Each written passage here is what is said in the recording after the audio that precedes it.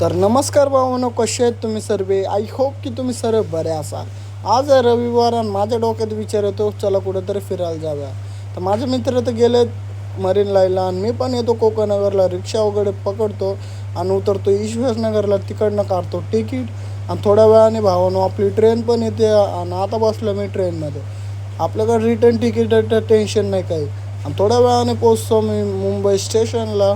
आणि तिकडं आल्याच्या नंतर मी पकडतो तिकडनं बस पकडल्याच्या नंतर माझ्या मित्रांचा प्लॅन चेंज होतो. ते बोलतात मरीन लाईनला नको, आम्ही आलो गेट ऑफ इंडियाला, तू पण तिकडंच आहे. जाताना थोडी ट्रॅफिक लागते बट मी येतो गेट ऑफ इंडियाला. आणि दुसरा एक रस्ता आहे तिकडनं आतमध्ये जायचं. फायनली मी आतमध्ये आलेलो आहे.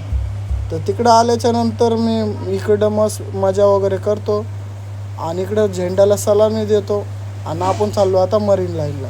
आणि तिकडं आल्याच्या नंतर इकडं पण थोडंफार फिरतो, मस्त व्ह्यू वगैरे बघतो. बाय द वे मी खूप टायमाच्या नंतर आलो. तुम्ही इथं आले का नाही कधी कमेंट करून मला नक्कीच सांगा.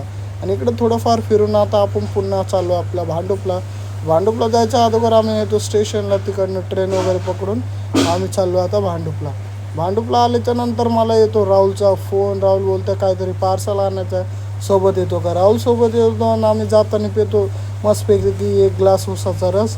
राहुलची रिॲक्शन बघा, किती हसतो रे भावा तू, एवढं नको असंच जाऊ.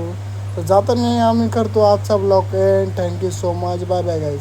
आय होप की तुम्हाला हा ब्लॉग आवडला असेल.